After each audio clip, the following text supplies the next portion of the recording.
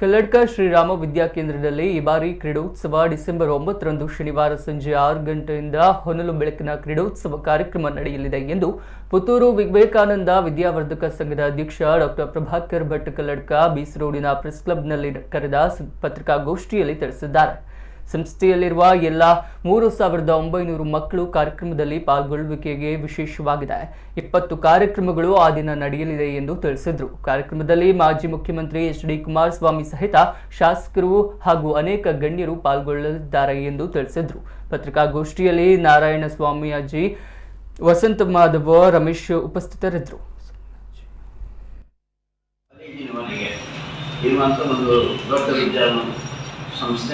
ಕಲ್ಲಡ್ಕ ಶ್ರೀರಾಮ ವಿದ್ಯಾಕೇಂದ್ರ ಒಳಗಿನ ಚಟುವಟಿಕೆಗಳು ಬೇರೆ, ನಮ್ಮದು ಹೊರಗಿನ ಚಟುವಟಿಕೆಗಳು ಬೇರೆ.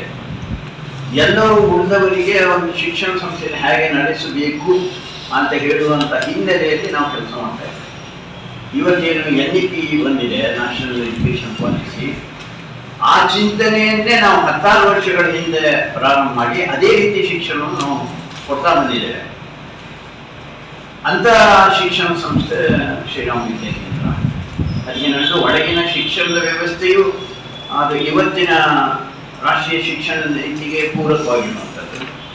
ಇನ್ನು ಹೊರಗಿನ ಕಾರ್ಯಕ್ರಮಗಳು ಒಟ್ಟು ವರ್ಷದಲ್ಲಿ ಒಂದು ಹತ್ತಿರ ಒಂದು 400 ಕಾರ್ಯಕ್ರಮಗಳು ನಾವು ಮಾಡ್ತೇವೆ, ಚಿಕ್ಕದು ದೊಡ್ಡದು ಎಲ್ಲ ಸೇರಿ. ಅದರಲ್ಲಿ ಅತ್ಯಂತ ದೊಡ್ಡ ಕಾರ್ಯಕ್ರಮ ಅದು ಕ್ರೀಡೋತ್ಸವ. ಇವತ್ತು ಅದು ನಮ್ಮ ಜಿಲ್ಲೆಯ ಗಡಿಯನ್ನು ದಾಟಿ ರಾಜ್ಯದ